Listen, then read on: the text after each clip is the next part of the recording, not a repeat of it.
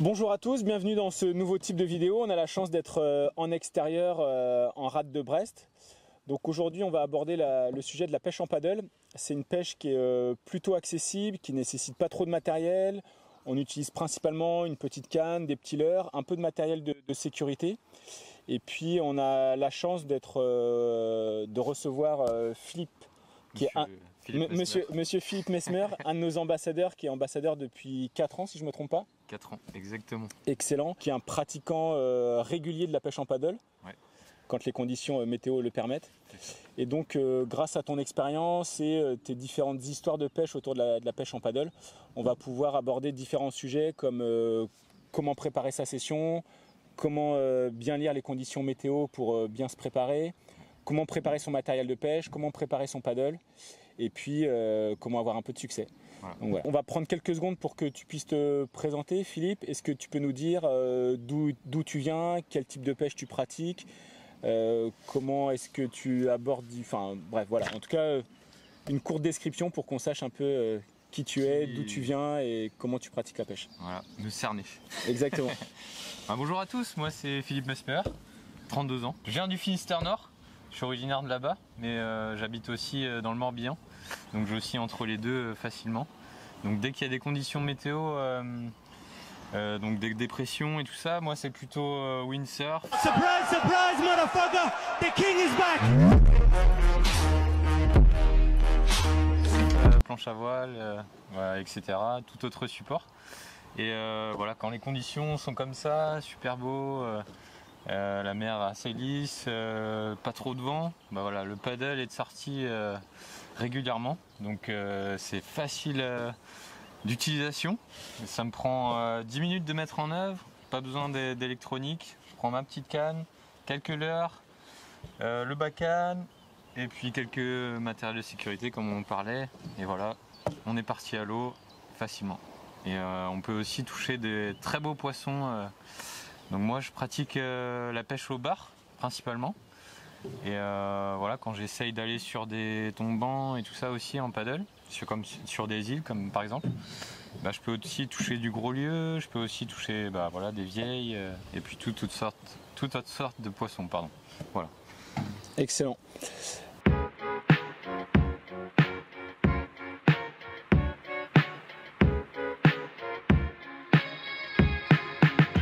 Donc Phil, la première étape pour pratiquer la pêche en paddle, c'est de consulter les conditions météo. Voilà. Tu dois t'assurer que tu vas être dans les bonnes conditions, que le vent va pas se lever, que la houle va pas se lever, que tu vas être serein tout au long de ta session.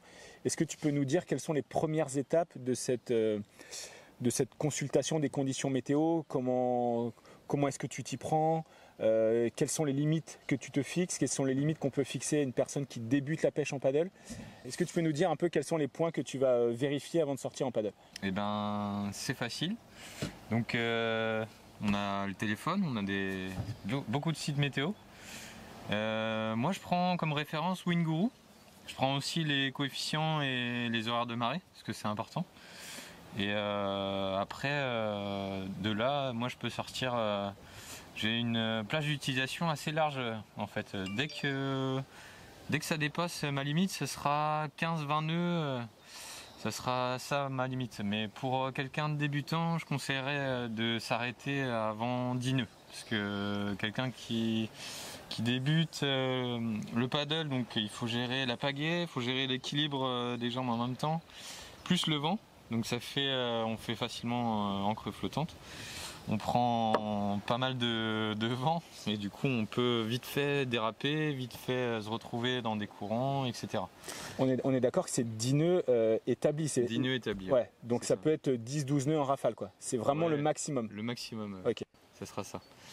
Après, c'est mon point de vue. Après, ça dépendra de la personne, ça dépendra de la facilité aussi d'utilisation. Ouais, il faut juste s'assurer que les conditions de chacun correspondent aux conditions météo, quoi. Si la personne doit se fixer des limites à 10 nœuds en rafale, il vaut mieux sous-estimer les conditions ou surestimer, enfin pas surestimer ses capacités, quoi. Ouais, c'est ça, ouais, okay. Exactement. Très bien. Phil, est-ce que tu peux juste nous rappeler à combien équivaut 10 nœuds établis, par exemple, 10 nœuds de vent, 15 nœuds de vent, qu'est-ce que ça fait pour qu'on puisse avoir un référent en km/h? Ouais, très bien. Et ben, juste pour la culture générale, un nœud c'est égal à 1,852 km/h. Donc ça fait à peu près x2, donc 10 nœuds. Donc le maximum pour quelqu'un de débutant, ça équivaudra à 20 km/h, un peu plus. Voilà. Donc Phil, on en était aux conditions météo. Donc on est d'accord que pour une personne qui débute, en gros 10 nœuds de vent établis, c'est vraiment le maximum qu'on puisse recommander. Voilà. De toute façon, vous allez tout de suite voir la difficulté. Après, ça vous serez déjà déséquilibré. Ça sera hyper dur de ramer contre le vent. Voilà. Vaut mieux pas prendre de risques, d'être sûr dans un premier temps. Et puis après, quand vous évoluerez, voilà, vous pourrez passer au-dessus facilement. Pas de problème. Et puis, si vous êtes en difficulté, juste un point, si vous êtes en difficulté, il y a aussi la solution de se mettre à genoux. Voilà, ça vous pouvez rentrer, c'est simple et efficace. Vous n'avez pas prise au vent, voilà, c'est une valeur sûre de pouvoir rentrer ou de pratiquer.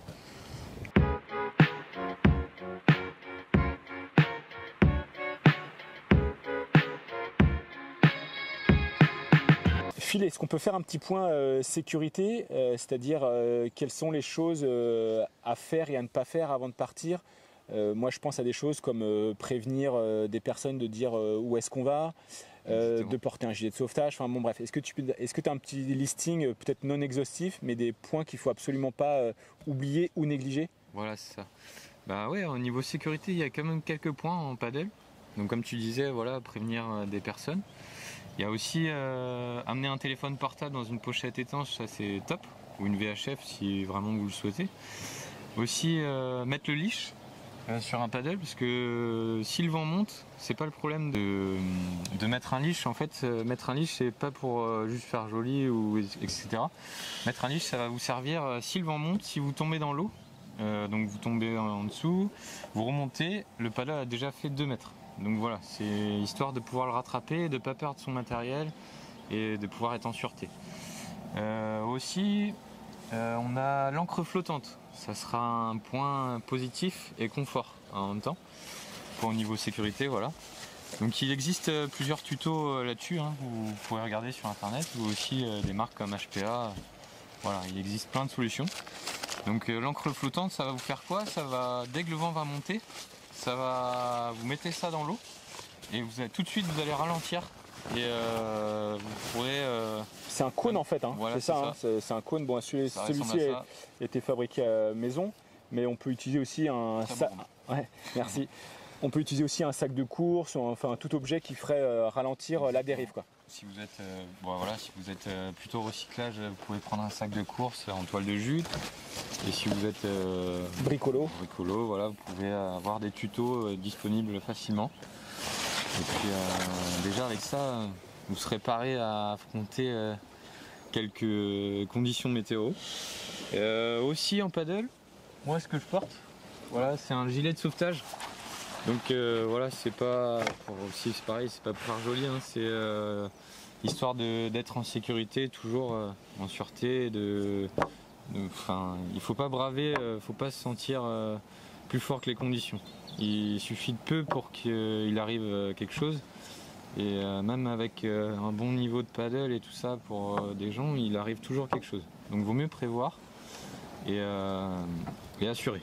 Voilà, en paddle, comme en kayak, comme en bateau, faut toujours regarder les conditions météo, prendre les affaires de sûreté ou de sécurité. Et voilà, ensuite vous pouvez partir sur une bonne session de pêche. Donc si je résume, prévenir des proches de où on vient, où on va et quand est-ce qu'on vient. C'est ça. Un téléphone portable dans une pochette étanche. C'est ça. Le leash. Voilà, le leash sur le paddle. Tac. Éventuellement une encre flottante. Ouais. Et un petit gilet de sauvetage. Voilà. Déjà avec ces 5 éléments, on a déjà mis pas mal de chances de son côté pour être en sécurité, quoi. C'est ça. Et un des éléments principaux, c'est la météo. Ne pas surestimer ses capacités. Voilà, toujours regarder les conditions météo. Parce que vous avez aussi des thermiques qui peuvent se lever, des jours comme aujourd'hui. Des vents sur un secteur ouest, dans certains coins, peuvent facilement dépasser 20 nœuds nord-est dans le Finistère Nord. Attention. Voilà. Vous saurez. Juste pour un rappel, le thermique c'est quoi? Donc c'est un secteur de vent particulier, ça peut être donc ouest dans le Morbihan par exemple, ou nord-est, le secteur nord-est dans le Finistère Nord. C'est le chaud-froid, donc l'air de la mer, la température de la mer qui rencontre la chaleur, donc la température de l'air. Donc il y a une différenciation, l'air chaud monte et ça fait un cycle, ça redescend ensuite et là ça crée pas mal de vent. Au-dessus de l'eau, donc c'est un effet local, hein. C'est sur une bande, c'est sur quelques mètres en bordure de côte. Donc c'est du vent qui s'amplifie et devient assez fort. Et voilà, donc il faut faire attention à ce genre de choses. Donc ça peut être le matin ou le soir, voire en journée. Voilà, dès que le soleil tape, il y a une forte différence et du coup le vent monte. Voilà, vous pouvez regarder sur internet, c'est très bien expliqué, pas de problème.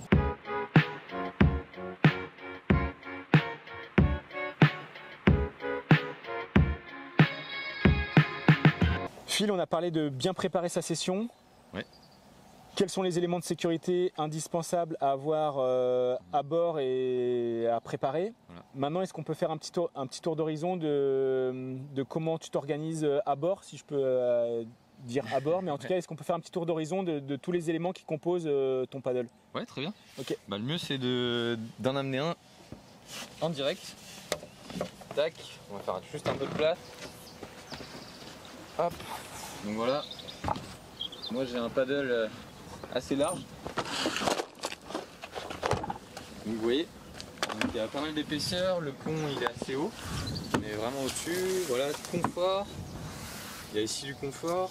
Donc vous voyez ici il y a une poignée, donc ça peut être votre point de repère pour mettre un pied de chaque côté de cette poignée, ça vous mettra une bonne assiette sur le paddle et puis un bon équilibre. Pas la peine d'écarter les pieds à fond, un écart naturel suffira. Donc voilà, ça se compose un pad au niveau confort. Ici vous avez de quoi mettre vos affaires. Donc moi en l'occurrence je mets mon bacane, je mets mon support de canne avec mon support de GoPro. À l'arrière vous voyez aussi, bon, je ne sais pas si on voit très bien, mais à l'arrière mon encre flottante sera attaché. Et puis voilà, le leash, voilà, il ne prend pas de place, il est là, il est discret. Et puis il n'y a plus qu'à quoi. Phil, est-ce que tu peux mettre tous tes éléments sur ton paddle, histoire qu'on ait un peu une vision globale des éléments? Ouais, pas de problème. Et d'ailleurs, petit rappel, il y a un super article qui est paru dans le magazine Pêche en mer, avec toutes les explications, voilà. Un peu ce qu'on est en train de faire aujourd'hui, mais en tout cas de manière éditoriale, quoi. Voilà. Donc si vous voulez retrouver l'article dans le Pêche en mer, c'est dans celui du mois de juin de cette année. C'est ça. Donc voilà, il y a un super article sur ta pratique. C'est ça.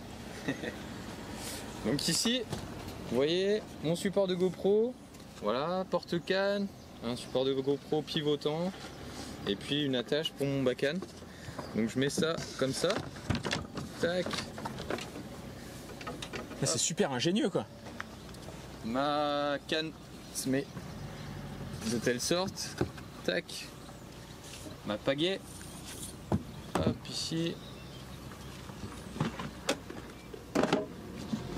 Hop. Mon bacane par-dessus, tac. Et voilà, en quelques secondes, je suis paré. Et alors petite question, quand tu pagaies, ta pagaie passe devant tout ce truc là quoi? Non, enfin derrière. Je suis là. Ah oui, ouais, t'es là, ouais. Et donc ta pagaie elle passe ici quoi. Voilà, tu dois... une fois de chaque côté en fait. Ok. Et l'autre élément, c'est ton encre flottante qui est fixée à l'arrière de ton paddle? C'est ça. Donc ici, donc voilà, c'est un truc comme ça. Hein. Donc ça, pas très beau. Voilà, moi je suis plutôt dans le recyclage. Hop, un petit sac de course, un petit mousqueton, tac. J'accroche ça à l'arrière. Et une fois que je suis paré sur le spot, hop, je balance ça à l'eau et voilà. Je suis freiné, mais ça marche vraiment bien. Moi j'avais estimé que la vitesse de dérive elle était peut-être divisée par au moins 4 ou 5 quoi. Ouais, Complètement. Donc c'est vraiment un élément qui est hyper puissant pour pouvoir prendre le temps de pêcher un spot et pas dériver trop vite et avoir à remonter sa dérive, quoi. Ouais. Ça permet de poncer le spot de long en large. On n'en a pas parlé, mais alors moi j'utilise aussi un bacan avec un support de canne pareil, c'est le bacan fiche sur lequel j'ai ajouté un porte-canne. On est vraiment dans le bricolage. Et il y a aussi quelque chose qui est plutôt efficace, c'est une petite pochette comme celle-ci, qui est étanche, dans lequel on peut mettre son téléphone portable, calculeur, et sur lequel il y a un porte-canne. Et donc ça c'est vraiment ingénieux, parce que du coup on a ça à la taille, le porte-canne est fixé derrière, je peux le montrer. Hop.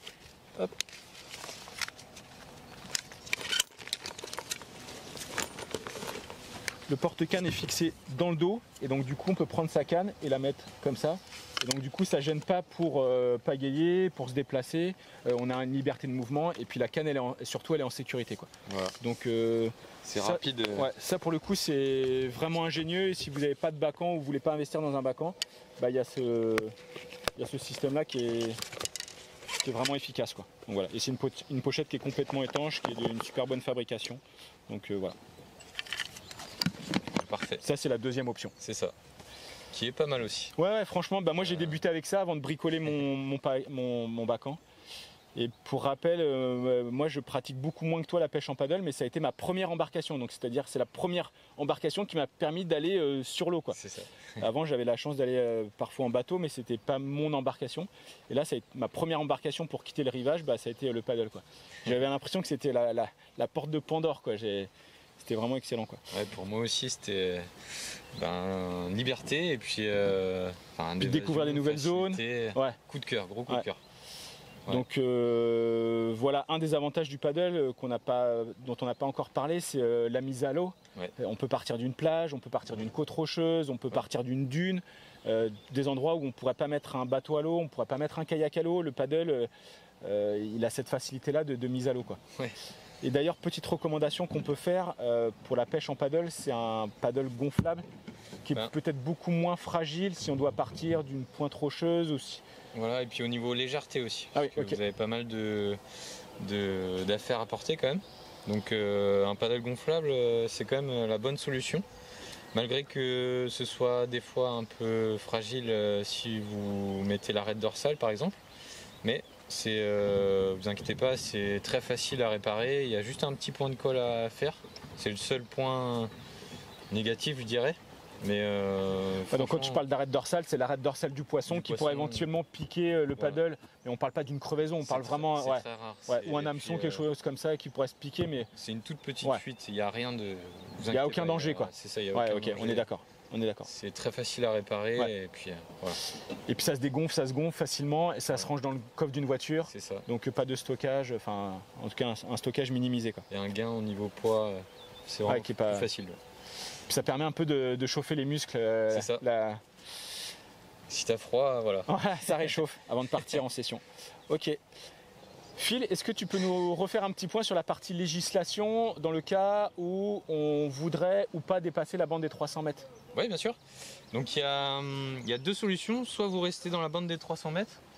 Donc voilà, vous avez de quoi faire, hein. Dans la bande des 300 mètres, il y a toujours des très beaux poissons. Vous avez, pas de problème. Il n'y a pas besoin d'avoir d'équipement spécifique. Donc un paddle de 9, 10 pieds, 11 pieds même, voilà, ça suffira, et pas besoin d'avoir plus. Il est aussi possible d'aller à plus de 300 mètres, donc entre 300 mètres et 2000 des côtes. Donc pour ça, il vous faudra un équipement spécial. Donc un paddle d'au moins 3,50 m ou 12 pieds. Voilà, une ancre flottante obligatoire, un leash, ensuite un gilet de sauvetage adapté à son poids bien sûr, un téléphone portable ou prévenir quelqu'un ou une VHF pour prévenir facilement s'il arrive un problème, et en dernier aussi un boot de 2 mètres pour en cas de remorquage ou en cas de, si vous voulez vous accrocher quelque part le temps que. Et si jamais vous voulez revoir tout ça, Donc il y a sur la Fédération française de surf, vous aurez accès à tous ces points techniques cités. Voilà, facilement.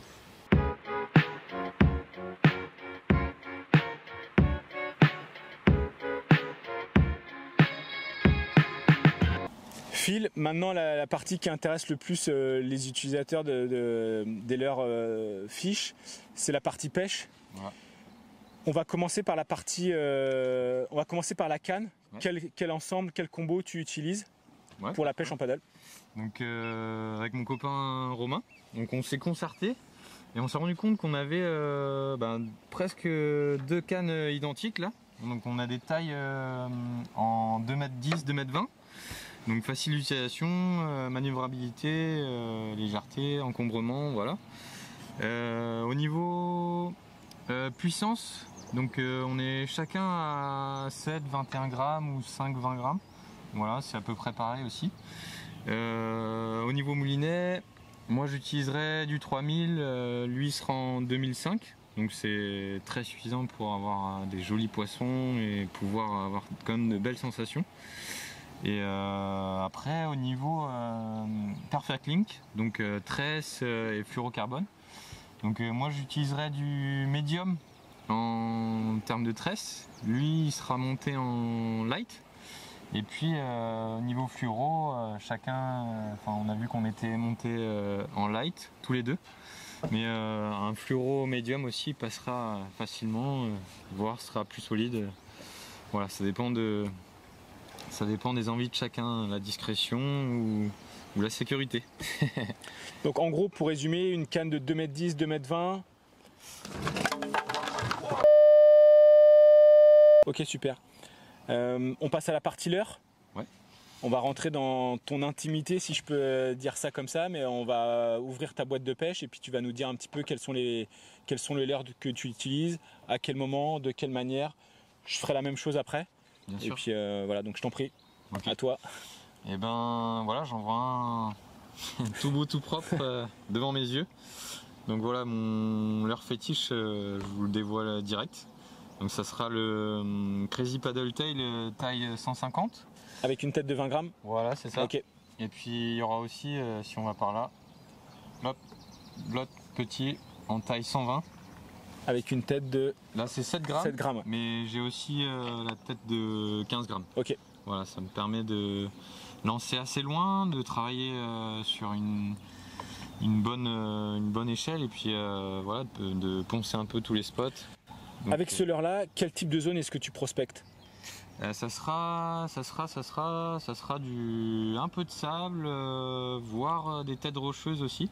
Donc soit en traction, vous faites lever le leurre et hop, à la descente, donc il nagera de cette sorte.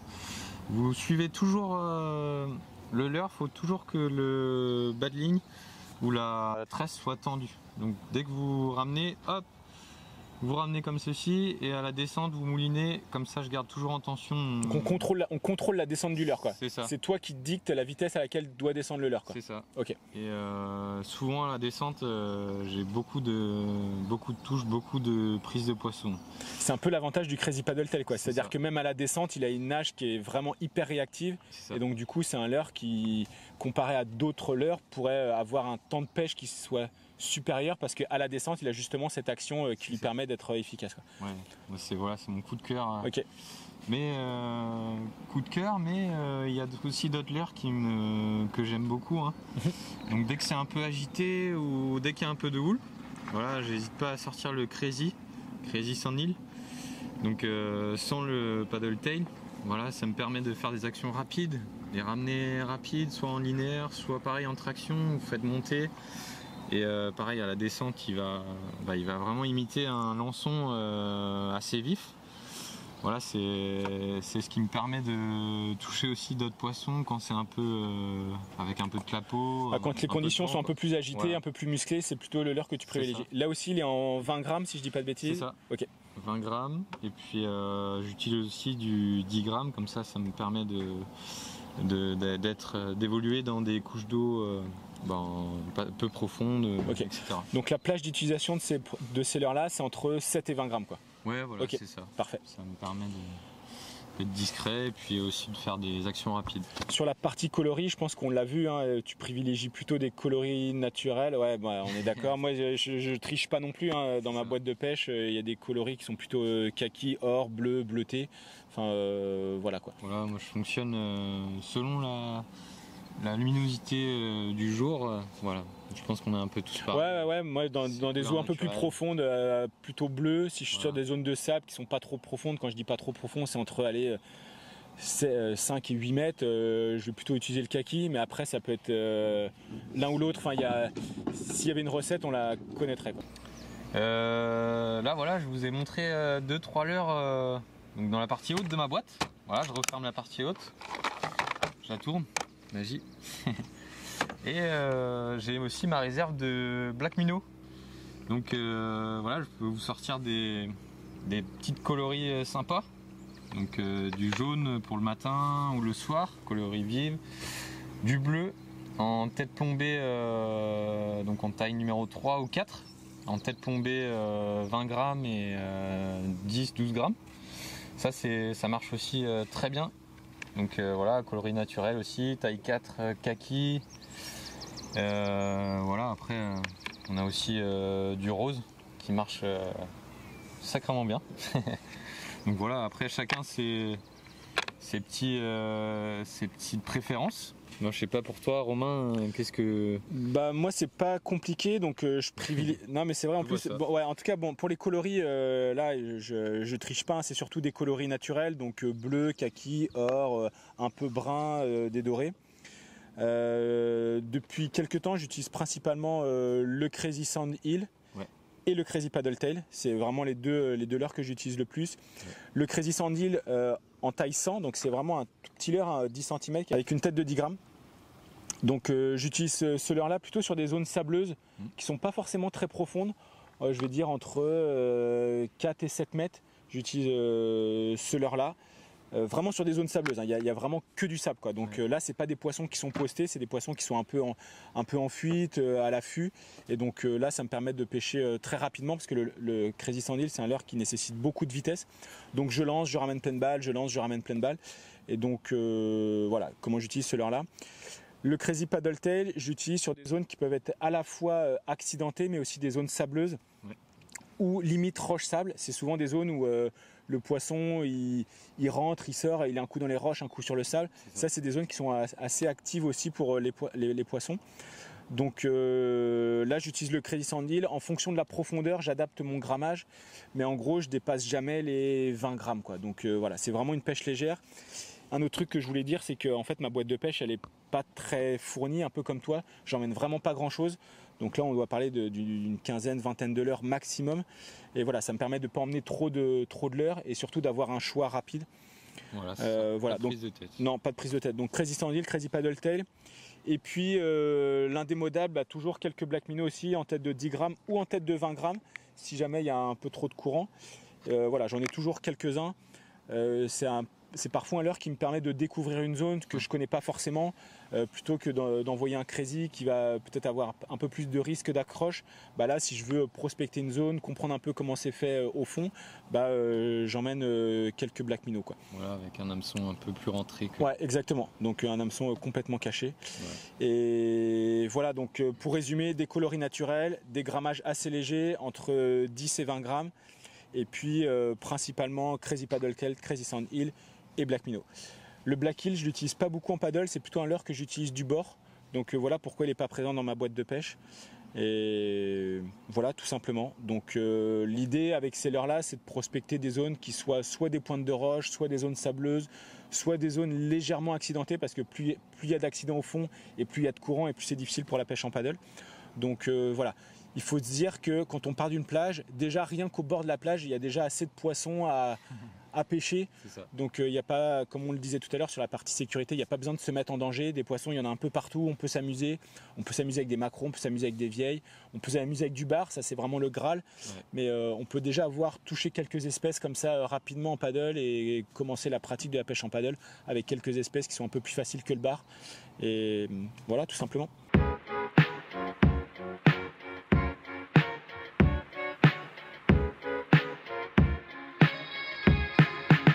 Phil, je me rends compte que finalement c'est quand même une pêche qui est hyper simple, hyper accessible, vraiment légère. On n'a pas besoin de grand chose, on l'a dit, la canne elle est toute petite, le moulinet aussi. Dans ta boîte de pêche, tu n'as pas beaucoup de leurre, moi non plus. Finalement c'est une pêche qu'on peut pratiquer facilement avec un budget raisonnable. C'est ça. Le point important c'est d'être hyper vigilant sur la partie sécurité, météo, de ne pas se surestimer, Voilà, pas prendre de risques. prendre un bon bulletin météo avant de partir. Exactement, quoi. Bien checker cette partie-là, pas se mettre en danger. Et puis voilà, c'est à peu près ça pour résumer. Merci beaucoup d'être venu nous voir et de nous partager ta pratique. On espère que les utilisateurs des leurres fiches vont pouvoir soit explorer cette nouvelle technique, soit s'y mettre. Enfin bon, bref, on espère vraiment qu'ils vont pouvoir triper, avoir du fun. Oui, j'espère que vous serez nombreux. C'est un support qui vaut le coup, qui vaut le détour. N'hésitez surtout pas à nous envoyer vos photos ou vos vidéos de prise. On sera super content si vous pouvez accéder à la pêche en paddle et qu'on puisse vous mettre le pied à l'étrier. C'est ça.